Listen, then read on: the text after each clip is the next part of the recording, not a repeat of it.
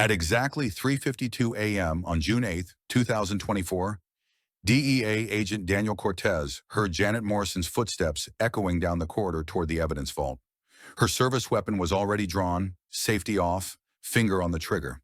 Danny had 30 seconds to complete the final $6.2 million transfer before she discovered him stealing $30 million in federal operation funds.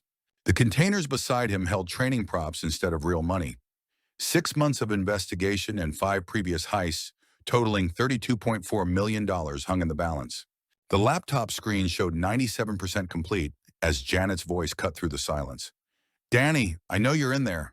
Come out with your hands visible, or I'm authorized to use necessary force." Danny's finger hovered over 2 keys. Enter to send Miguel's corruption evidence to every major news outlet in America, or delete to destroy everything and save his own life. 98%. Janet's footsteps stopped outside the vault door. 99%. The handle turned slowly. Danny made his choice. But this moment of ultimate confrontation didn't start with a veteran agent stealing millions while staring down the barrel of his supervisor's gun. It started 6 months earlier when Danny discovered that his murdered partner had uncovered the biggest federal corruption conspiracy in DEA history, and the only way to expose it was to become a master thief himself. Before I walk you through the full story, I just have a small favor to ask. Make sure to subscribe to the channel, hit that like button, and let me know in the comments, what city are you watching from? It's always amazing to see how far this audience is reaching. Now let's get back to the story. 6 months earlier, December 15th, 2023. Danny's phone rang at 11:47 p.m. Rosa Sanos was shaking. "They're saying Miguel killed himself, but I found something hidden in your old storage unit. He said if anything happened, you'd know what to do." Danny drove to the storage facility. Inside Unit 47, he found boxes of documents, photos, and a laptop with Miguel's investigation files. A video message waited. "If you're watching this, they killed me." Operation Blackout isn't fighting cartels. It's competing with them. Look at the budget. $47 million for equipment and informants, but we only have 3 informants. Miguel had documented shell companies receiving millions in fake consulting fees, border security solutions, tactical equipment services, all receiving payments for services that didn't exist, $23 million in theft this year alone. The only way to expose this is from the inside, using their own systems against them, Miguel's voice continued. "They'll kill anyone who reports this officially." Danny found evidence of $89 million in federal theft over 3 years. Miguel was right. Conventional reporting would get him killed. His only option was to become a thief himself. 5 months earlier, January 2024. Danny spent weeks learning federal financial systems. Operation Blackout was a front for stealing confiscated drug money. Supervisors sold seized weapons back to cartels. Witness protection funds went to personal accounts. Danny found 34 murdered informants whose protection money was stolen. He installed monitoring software on Janet Morrison's computer and cloned access cards from the evidence locker. Frank Rodriguez noticed unusual activity. "You've been working late shifts, Danny? Feels like people are here at all hours now." Danny realized he needed to test the system before the final heist. 4 months earlier, February 2024. Danny's first heist targeted the evidence locker's $50,000 cash reserve. He replaced marked bills with counterfeit currency and created fake records showing the money was used for an informant payment. The real bills went to his shell company for surveillance equipment. 2 weeks later, he redirected $180,000 from witness protection funds to his security consulting services company, replacing the stolen money with unmonitored drug seizure assets. His third heist was more complex.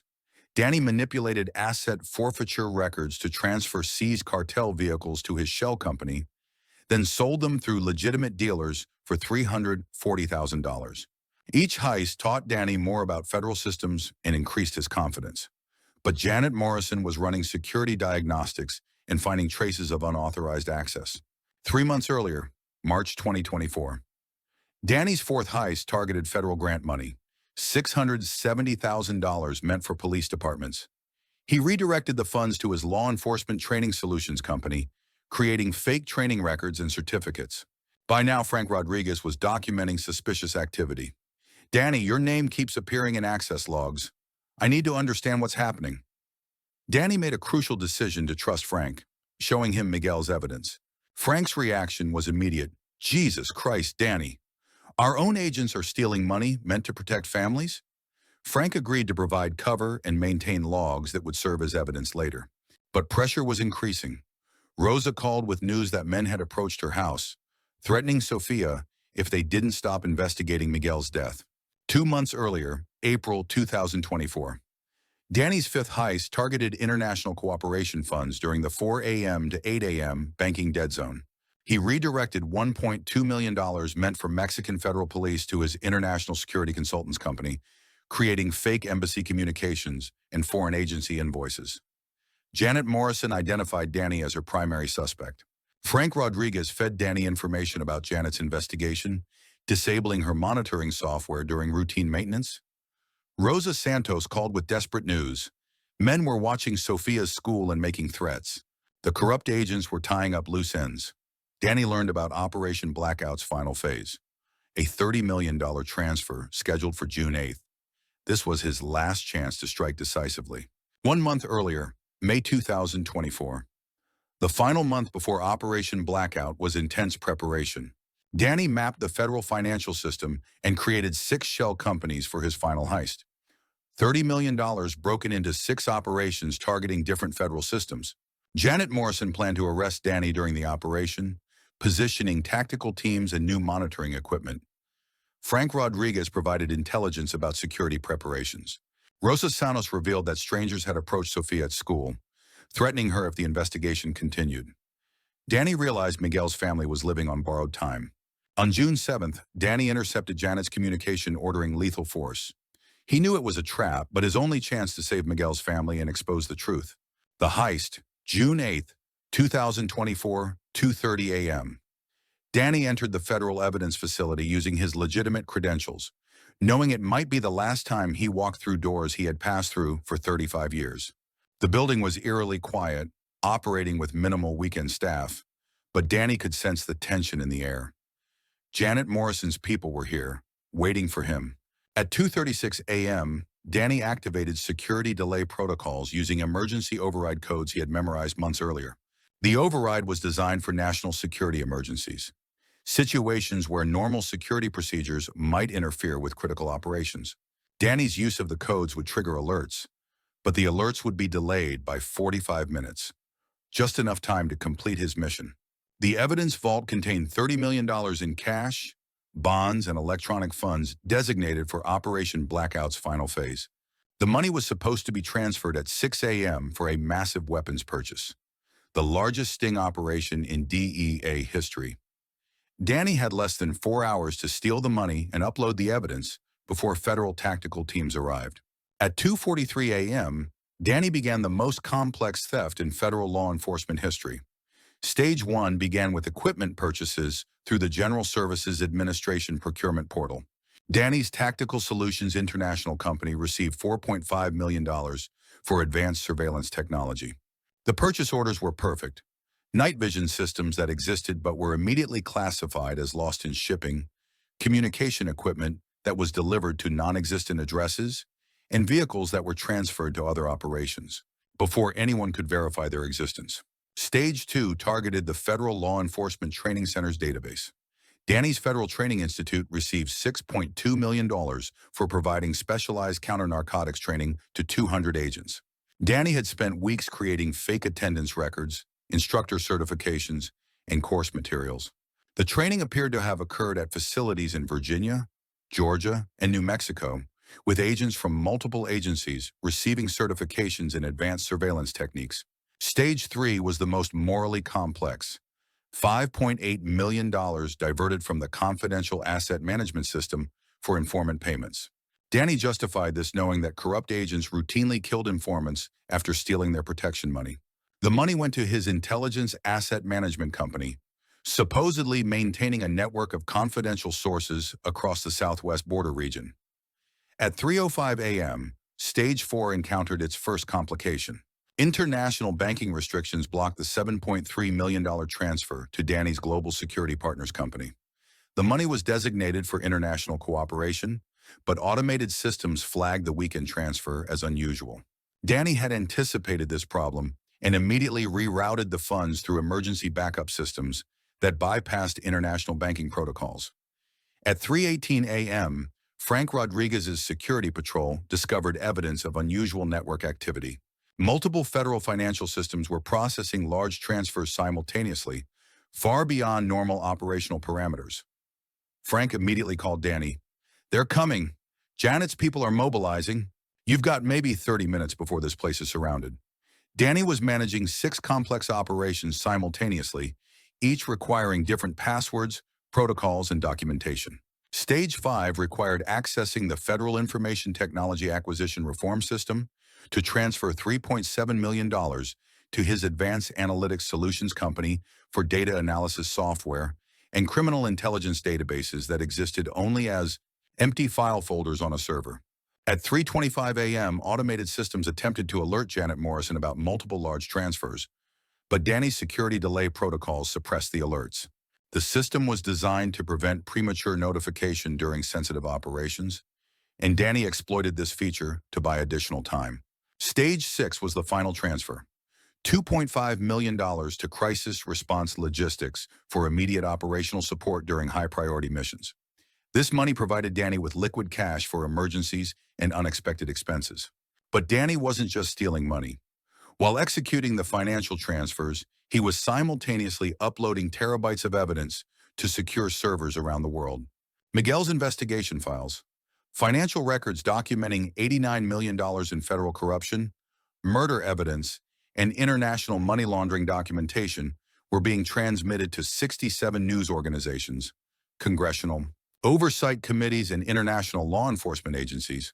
At 3:31 a.m., one of Danny's shell companies was flagged by automated fraud detection systems. The algorithm identified unusual patterns in vendor registrations and flagged Tactical Solutions International for manual review. Danny quickly created false supporting documentation and backdated the company's registration to make it appear established.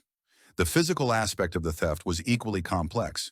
Danny didn't just steal digital money. He replaced $30 million in physical cash with training props that would fool casual inspection, $20 million in authentic-looking training bills used for agent exercises, $8 million in foreign currency from the evidence locker, and $2 million in gold-painted lead bars that would pass visual inspection. At 3:45 a.m., Danny saw headlights in the facility parking lot. Janet Morrison had arrived early, bringing federal tactical teams and arrest warrants. Danny had completed 4 of 6 stages, transferring $23.8 million, but he still needed to complete the final $6.2 million transfer. When Janet's early arrival threatened the operation, Danny demonstrated the technical expertise that made him a master thief. He rerouted Stage 5 through emergency backup systems that Janet couldn't monitor, used Janet's own clearance codes to authorize Stage 6, and created false security alerts that sent other personnel to investigate non-existent problems in the basement. At 3:52 a.m., Danny heard footsteps approaching the evidence vault. The transfer bar showed 94% complete. This was the moment from the opening hook, the climactic confrontation that would determine whether 6 months of investigation would succeed or fail. Danny's finger hovered over the delete key that would erase all evidence of federal corruption or send it to every news outlet in America. The final 6% of the transfer represented $6.2 million and the complete upload of Miguel's evidence files. Success would expose the largest federal corruption conspiracy in American history. Failure would result in Danny's death and the continued murder of innocent families. Janet's voice echoed down the corridor. "Danny, I know you're in there. Come out with your hands visible." 95%, 96%, 97%. Danny made his choice. Instead of hitting delete, he protected the transfer and prepared to face the consequences of his 6-month war against federal corruption. The confrontation. 3:52 a.m., Janet Morrison stepped into the evidence vault, her Glock 22 service weapon drawn and aimed at Danny's back. The vault's fluorescent lights cast harsh shadows across rows of steel containers, but her attention was fixed on the man who had outsmarted the entire federal system. Danny sat motionless at the computer terminal, his fingers still hovering over the keyboard, completely calm despite having a weapon pointed at him. The containers that should have held $30 million in Operation Blackout funds were open beside him, revealing training props that would fool casual inspection. Realistic-looking bills with training use only, stamped in small print, gold-painted lead bars, and foreign currency from old evidence lockers. But it was Danny's laptop screen that made Janet's blood freeze. 6 separate transfer windows showing completed transactions totaling $32.44 million. "You son of a bitch," Janet whispered, her voice escalating to a shout. "You didn't just steal tonight. You've been systematically robbing us for 6 months. Every system breach, every missing fund, every unexplained transfer, it was all you." The transfer progress bar on Danny's screen hit 98%. The automated upload was sending Miguel's evidence files to news organizations worldwide, and there was nothing Janet could do to stop it. 99%. Danny finally turned to face her, and Janet was struck by how calm he appeared. No fear, no desperation, just the steady gaze of a man who had already won. "Miguel died because he found the truth about what you've been doing," Danny said, his voice barely above a whisper, but carrying the weight of 6 months of investigation. "Rosa's family has been living in terror for months. Sofia Santos is 12 years old, Janet. 12, and your people approached her at school, told her she would disappear like other children who couldn't keep secrets if her mother didn't stop asking questions about her father's murder. 100%. Transfer complete." The laptop emitted a soft chime, and Janet watched in horror as confirmation messages began appearing on screen. "Upload to Washington Post, complete. Upload to FBI Internal Affairs, complete. Upload to Congressional Oversight, complete." 67 different recipients were receiving 34 gigabytes of evidence documenting the largest federal corruption conspiracy in American history. "You've destroyed us all," Janet said, but her voice lacked conviction. Looking at the evidence displayed on Danny's screen, bank records, murder documentation, cartel partnership agreements, she realized that Danny hadn't destroyed them. They had destroyed themselves, and Danny had simply documented their crimes. At that moment, every piece of evidence about federal corruption began uploading to news outlets worldwide. 67 news organizations received Miguel's complete investigation files. FBI Internal Affairs got real-time access to documentation proving $289 million in total corruption across 8 federal agencies. Congressional oversight committees received evidence spanning 6 different federal crimes. International law enforcement agencies got proof of cross-border money laundering and cartel partnerships. Janet realized the scope of Danny's 6-month operation.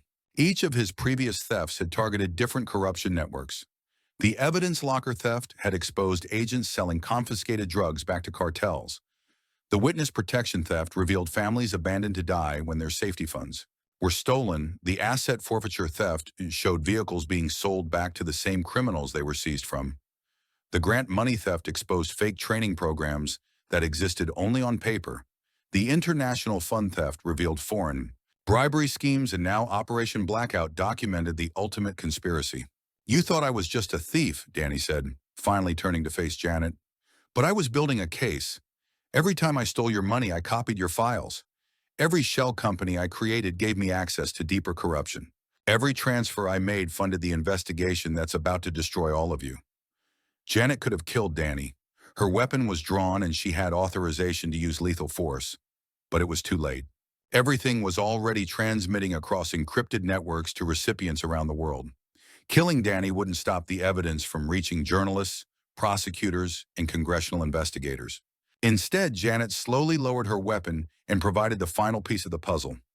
"Miguel wasn't the only one we killed, Danny. We've murdered 8 federal agents in 3 years. All of them were getting too close to the truth. Agent Williams last year, Agent Chen 6 months ago, Agent Rodriguez just last week. We made them all look like accidents or suicides." Frank Rodriguez appeared in the vault doorway, having disabled the tactical teams Janet had positioned around the building. "Sorry I'm late, Danny. Had to deal with some unwelcome visitors. Janet, you might want to put that weapon down. This entire conversation is being recorded and transmitted live to federal prosecutors." The evidence upload was now complete. Danny's 6-month investigation, funded by his systematic theft of $32.44 million, had documented the largest federal corruption conspiracy in American history. $89 million stolen from federal operations over 3 years, $32.44 million. Danny had stolen and used to fund his investigation. $200 million in cartel partnerships across 8 federal agencies.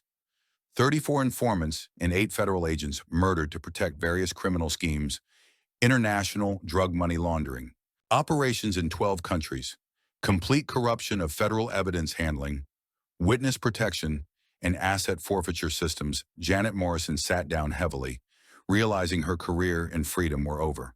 How long have you known Danny? How long have you been planning this? Since the night I found Miguel's evidence. He knew they would kill him, so he made sure I would have everything I needed to finish what he started. Every dollar I stole came from money you had already stolen from seized assets or federal programs. I just redirected your theft to fund an investigation. Federal tactical teams began surrounding the facility, but they weren't there to arrest Danny.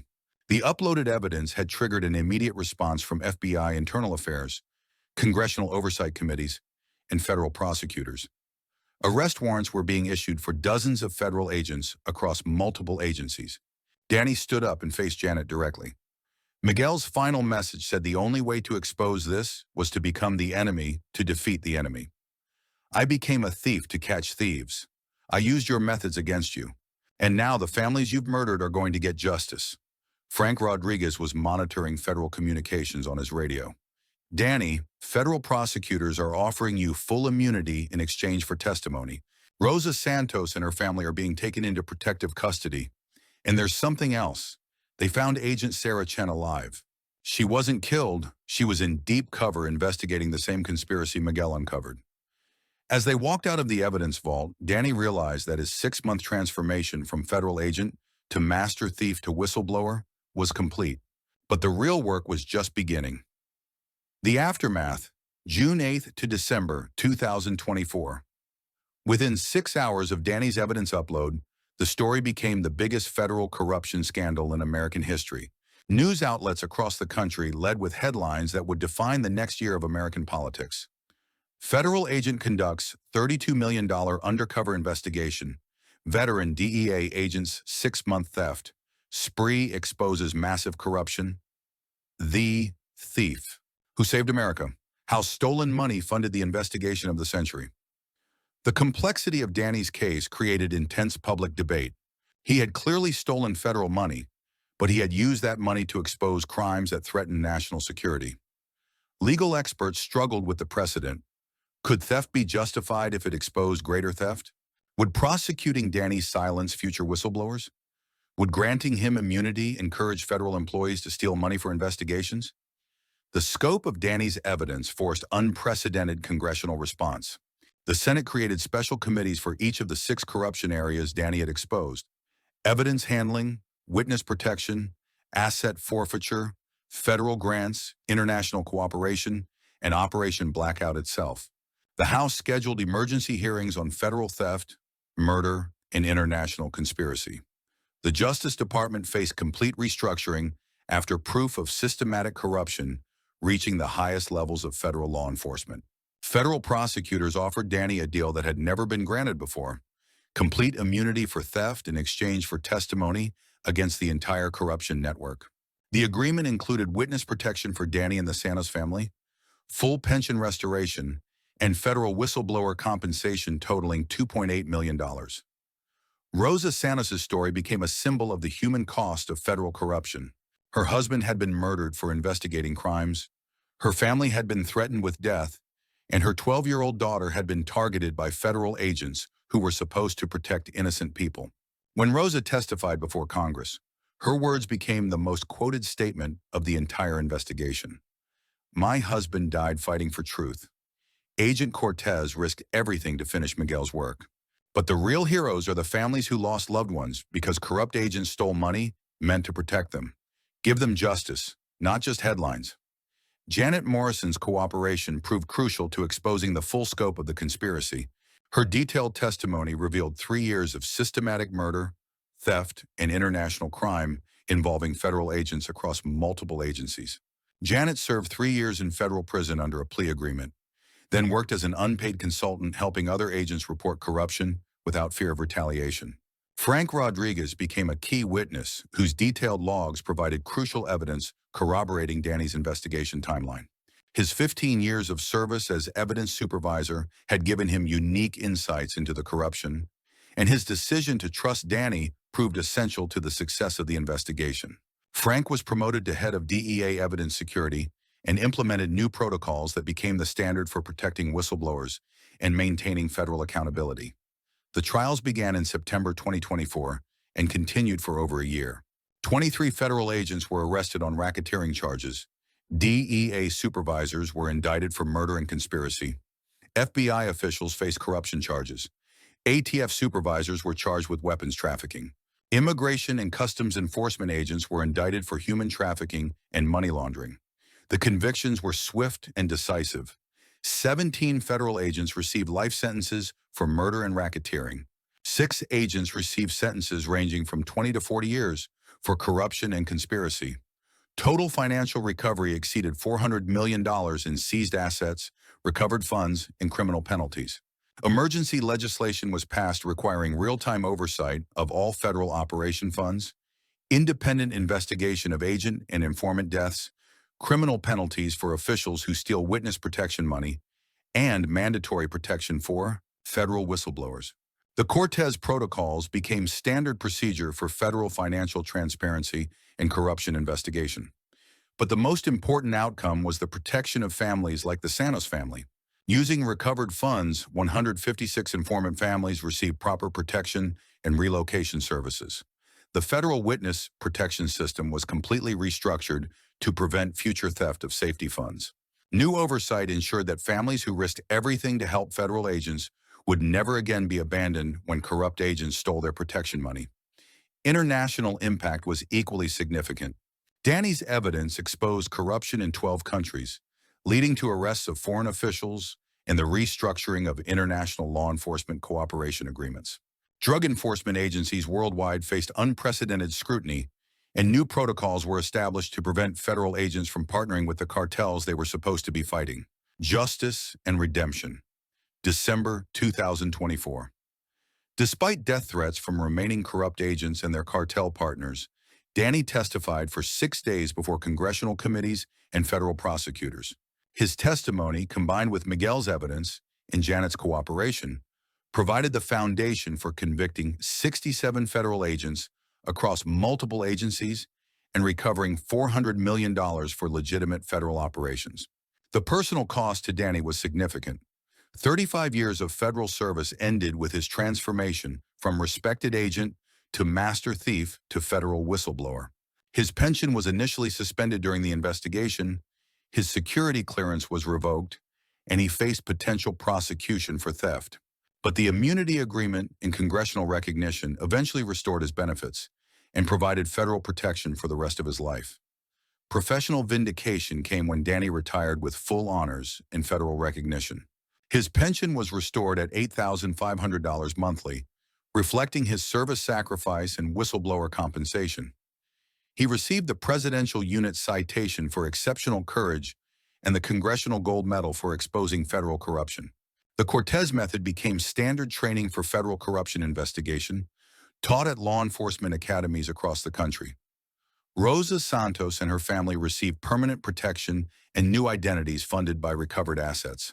Sofia Santos, Miguel's daughter, attended college under federal witness protection and eventually became a federal prosecutor, specializing in corruption cases. During her law school graduation, she said, "Agent Cortez gave us back our lives. My father died fighting for truth, but Danny made sure his death had meaning."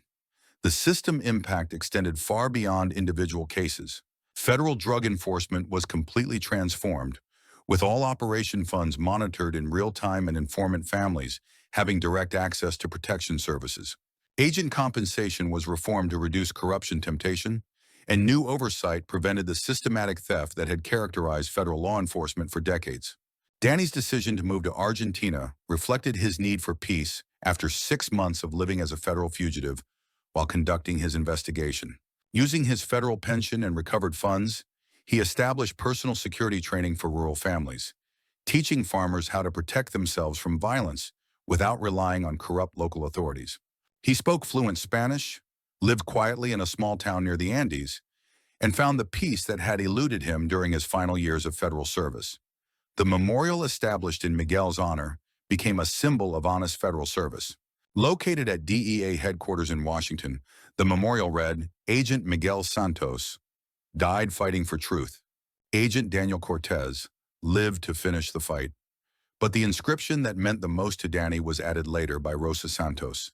For all the families who lost loved ones to corruption, and for all the agents who refused to stay silent when they witnessed crimes. Anonymous donations appeared every year on Miguel's anniversary, funding protection for federal informants and their families. Investigation revealed the donations came from offshore accounts containing money recovered from other corruption cases inspired by Danny's courage. The pattern suggested that honest federal agents around the world were using Danny's methods to expose corruption and redirect criminal funds to protect innocent people. 3 years later, June 2027. Danny's ranch in the Argentine countryside had become a refuge for federal agents seeking to escape corruption in their home countries. His personal security training program had expanded to include former law enforcement officers from Mexico, Colombia, Brazil, and other nations where drug cartels had infiltrated government institutions. Rosa Santos visited every year on Miguel's anniversary, bringing Sofia and the younger children to spend time with the man who had avenged their father's murder. Sofia was now in her second year of law school, specializing in federal corruption cases and working with prosecutors to continue the investigation that Danny and Miguel had started.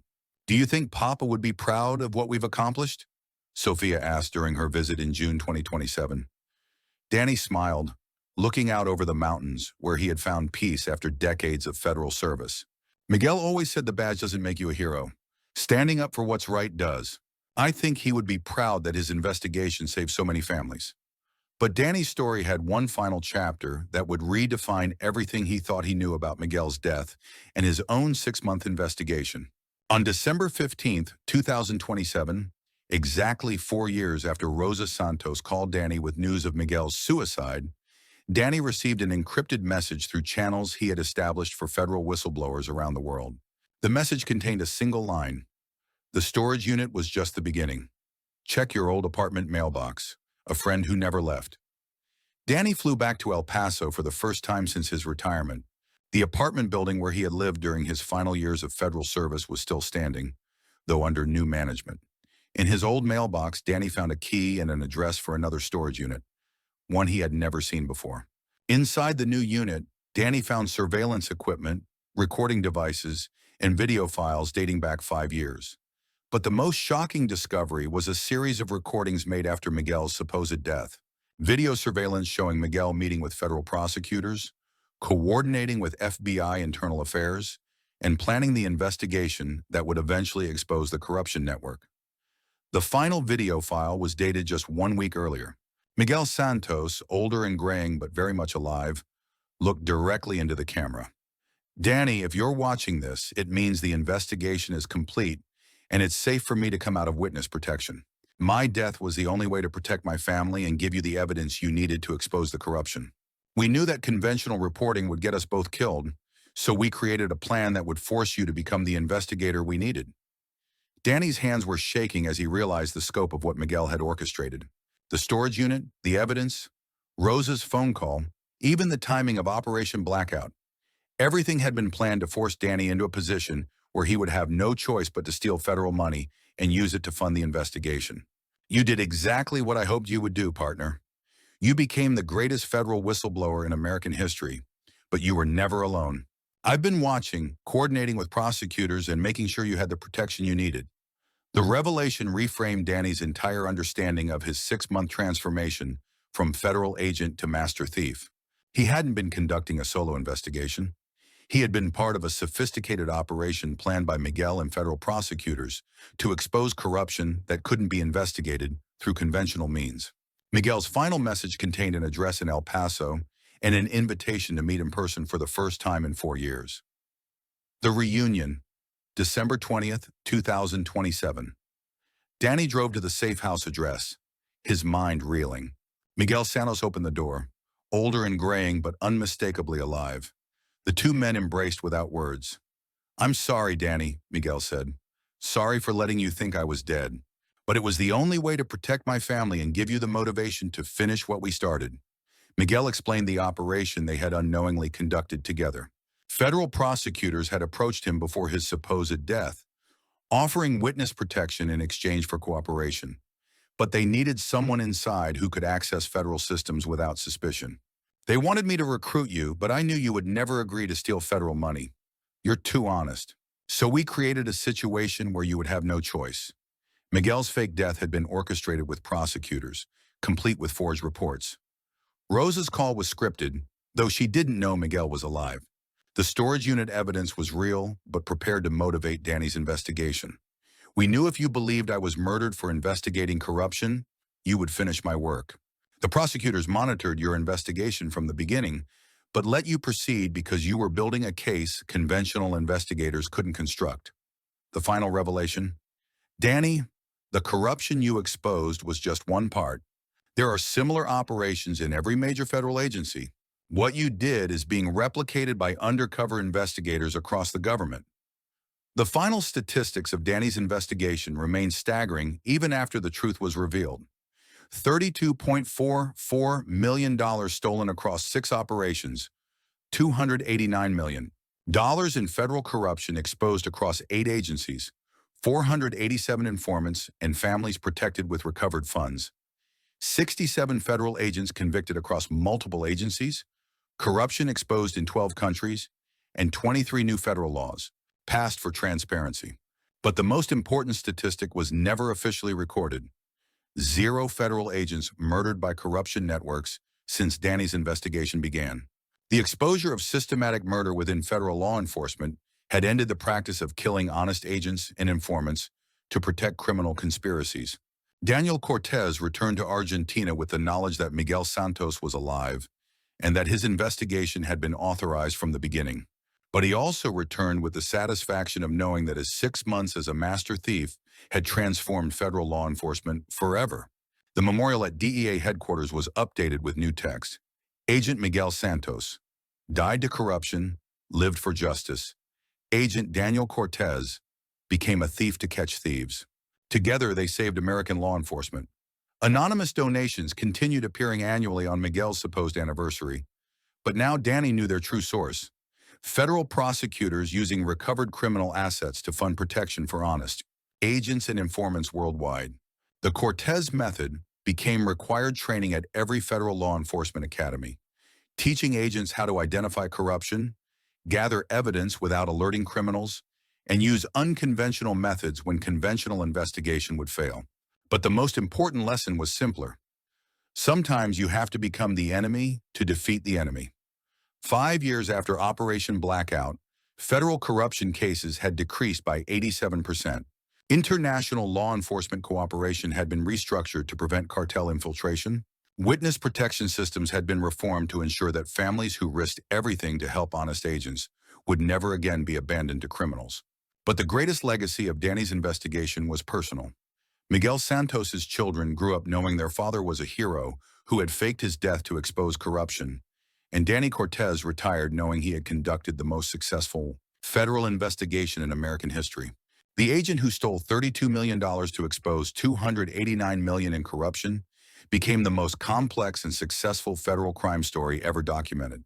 6 separate heists, each more sophisticated than the last, that together brought down the largest federal conspiracy in history and created new methods for fighting corruption that honest agents continue using today. But in the end, the most important truth was the simplest. When corruption threatens innocent people, good agents will find a way to fight back, even if it means breaking the law to restore justice. The legend of the federal agent who became a master thief to save American law enforcement continues inspiring honest agents around the world to stand up against corruption, knowing that sometimes the only way to serve your country is to steal from the criminals who have infiltrated it. If you enjoyed this story, make sure to like the video, subscribe to the channel, and turn on notifications so you never miss the next one.